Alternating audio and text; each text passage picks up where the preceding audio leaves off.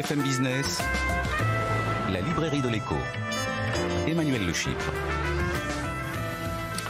On se retrouve pour la deuxième partie de cette librairie de l'écho. Nous la clôturerons comme de coutume avec nos chroniqueurs, Benaouda Abdelhaim pour sa moisson d'études du monde entier, et puis Alexandra Paget qui sera aujourd'hui notre bibliothécaire pour nous parler d'histoire. Mais tout de suite on retrouve nos critiques. À ma gauche, Christian Chavagneux, éditorialiste et critique à Alternatives économiques, et puis à ma droite, Julien Damon, aujourd'hui enseignant à Sciences Po, notamment Julien, et puis critique aussi pour le quotidien Les Échos.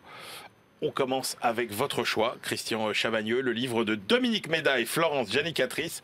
Faut-il attendre la croissance? C'est à la Documentation française. Donc en poche, c'est une réédition. Deuxième édition, mise à jour, corrigée avec tout ce qu'il y a de nouveau. Donc c'est vraiment un nouveau livre en fait. 2016.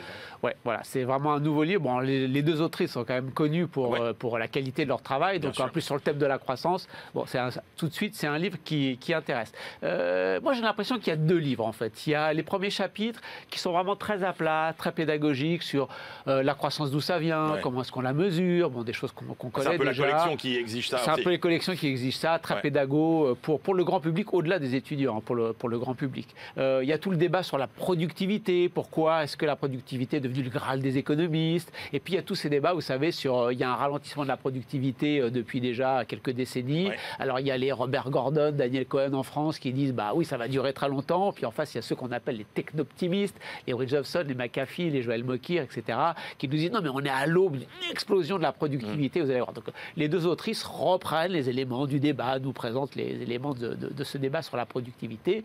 Et puis un autre chapitre pédagogique sur le lien entre les questions sociales et les questions environnementales, parce que maintenant les études sont bien établies. On voit bien que dans les pays où il y a le plus d'inégalités, c'est aussi les pays qui protègent le moins bien l'environnement. Tout ça, c'est la partie pédago, je dirais, simple. La question d'après, c'est si on dit vraiment notre modèle de consommation et de production détruit la planète, qu'est-ce qu'on fait? Et là, on rentre dans des chapitres un petit peu plus costauds et plus intéressants. Non pas que les premiers ne soient pas intéressants, mais ils sont plus à plat, plus pédagogues. Et là, première réponse, la croissance verte. Avec l'innovation technologique, on va pouvoir produire autant, mais émettre moins. Oui, mais attention, nous disent les deux autres. Et si on veut vraiment protéger l'environnement et la planète, il ne faut pas émettre moins. Faut pas émettre moins compte tenu d'un niveau de production. Il faut baisser les émissions de CO2. Là, avec l'innovation technologique, on peut au mieux toujours produire et émettre moins de CO2, ou bien dans un secteur, dans un pays, on peut vraiment produire pareil en émettant beaucoup moins, mais dans tous les secteurs et dans tous les pays, c'est pas possible. Si vous prenez la production plus la consommation plus les importations, le découplage, il peut pas être absolu entre notre modèle économique et les émissions de gaz à effet de serre. Donc il faut aller plus loin.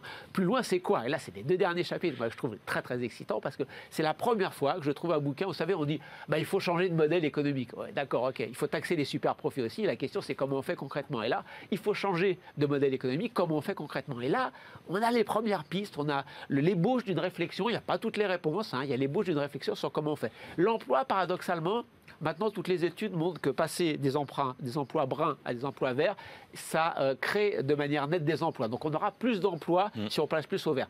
Ok, mais bien évidemment, la question clé, c'est la transition. Qu'est-ce qu'on fait des gens qui étaient dans le brun? Est-ce qu'ils vont pouvoir travailler dans le vert tout de suite? Et là, c'est quelle formation? Comment on finance la formation? Est-ce que taxer les riches, ça suffit, par exemple, pour la formation? Est-ce que Pôle emploi, en attendant de retrouver un travail, ça va? Ou est-ce qu'il faut aller jusqu'à la garantie publique d'emploi, ce que les deux autrices suggèrent? Et puis, dernier chapitre, c'est ce qui fait le plus bondir les économistes, il faut rompre avec le dogme de la productivité. Alors pour un économiste, dire faut arrêter les gains de productivité, c'est un peu difficile à comprendre. On se dit, mais si c'est moins productif, c'est plus cher. Alors peut-être qu'on fait des produits de meilleure qualité, plus cher mais de meilleure qualité. Donc c'est pas qu'il y a de l'inflation, c'est qu'on change de produit. On avait des produits polluants pas chers, maintenant on a des produits plus chers mais pas polluants. Donc on a quand même gagné. Est-ce qu'il faut aller jusque-là? Donc on a tous ces débats qui sont bien ouverts sur la façon dont on peut mettre en œuvre un nouveau modèle économique. Elles veulent aussi moins de mondialisation. Mais jusqu'où? Pour faire des éoliennes, il faut des terres rares qui sont produites en Chine dans des conditions sociales et environnementales désastreuses. On arrête de les importer ou pas? Donc voilà, ça pose plein de bonnes questions sur il faut changer de modèle. Concrètement, ça veut dire quoi? Donc on a de la pédagogie pour bien comprendre et de la politique pour aller plus loin et des pistes. Moi, j'ai trouvé cet ouvrage formidable. Julien Damon, Alors, j'ai été un tout petit peu moins convaincu que Christian. J'ai beaucoup aimé certains aspects didactiques du propos, notamment pour les différences entre croissance verte et ce qu'elles appellent aussi croissance brune. Là, on est face à un exposé de parfaite qualité. En revanche, j'étais même déçu par rapport aux productions précédentes des deux auteurs, parce qu'elles ont chacune de leur côté, ou les deux ensemble, déjà produit des ouvrages qui racontent à peu près tout cela. Et je pense qu'elles font une erreur, à mon sens, à verser trop dans l'académisme. Elle cite, elle recite et elle se surcite elle-même, sans prendre en compte d'ailleurs des thèses qu'elle critique. Alors les néolibéraux, comme d'habitude, sont montrés du doigt, mais on ne voit pas bien qui ils sont. Je pense que les libéraux auraient pu avoir droit à des critiques plus fournies. Enfin, il n'y a pas un mot sur tout ce que peut être l'usage ou non de la taxe carbone dans toutes ces affaires de post-croissance, puisque c'est le mot qu'elles emploient. Elles ne mettent pas aussi en critique des positions conservatrices sur ces affaires vertes et sur ces affaires de décroissance. Il n'y a pas que l'univers dans lequel elles opèrent pour régner sur ces affaires de transformation de la société. Il y en a d'autres avec lesquelles elles pourraient discuter, même si certains fondamentaux idéologiques ne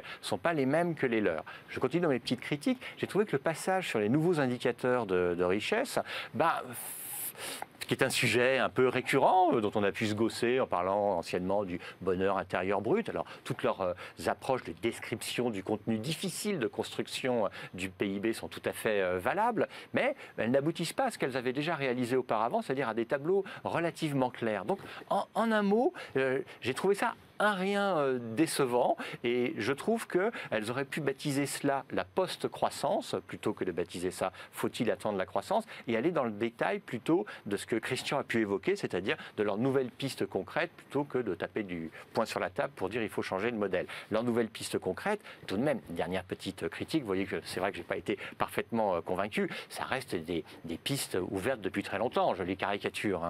Ok, cesser de s'intéresser à la productivité, mais surtout lutter contre les inégalités et taxer les riches. Donc j'ai trouvé qu'elles peuvent mieux faire. À la question taxer les riches, est-ce que ça suffit ou pas? Elles répondent quoi, Christian? Non.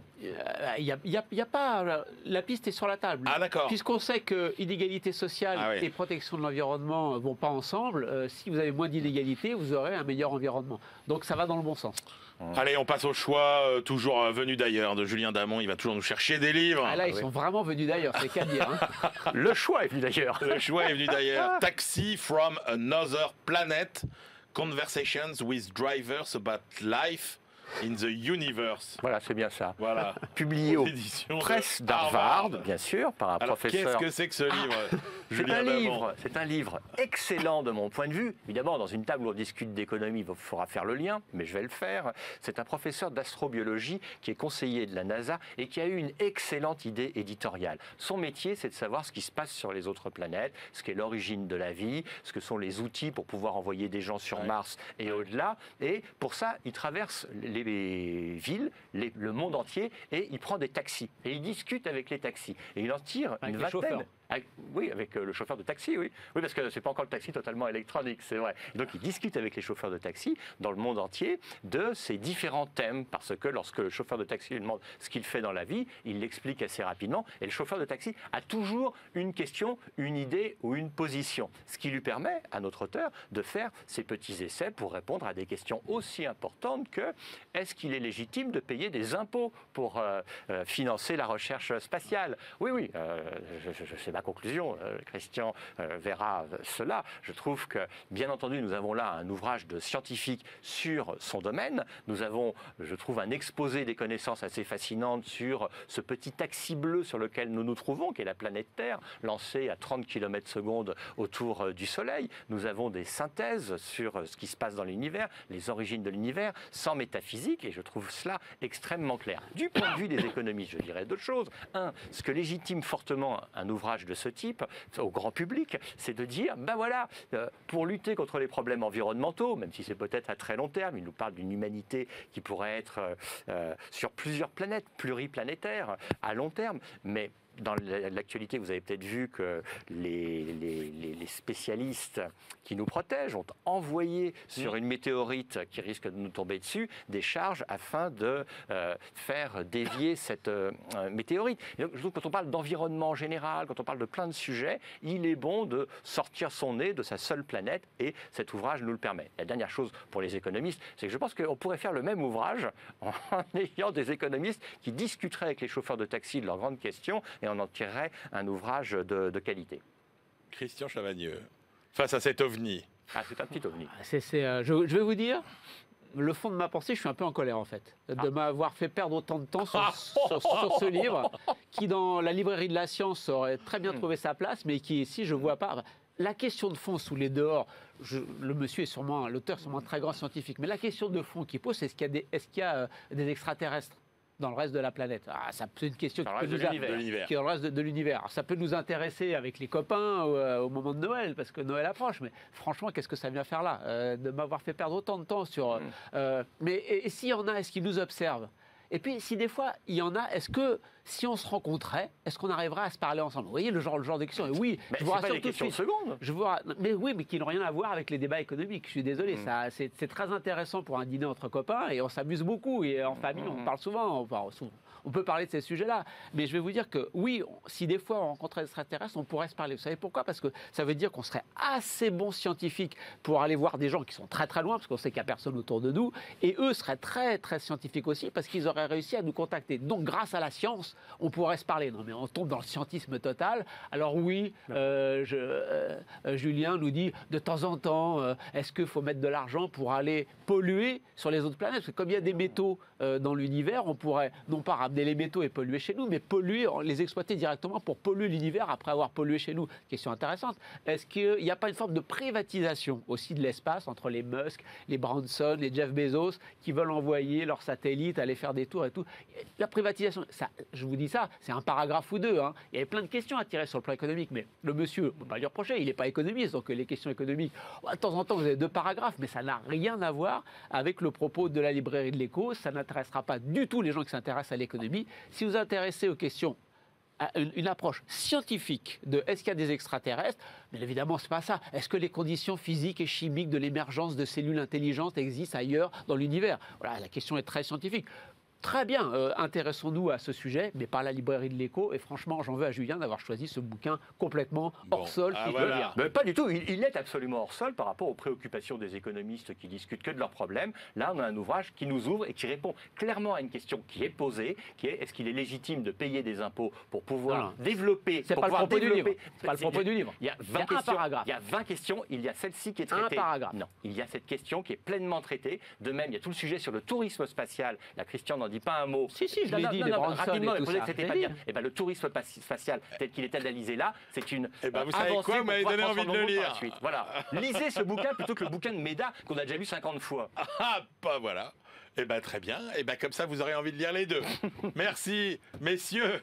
Allez, on retrouve tout de suite Alexandra Paget qui nous emmène aux Caraïbes.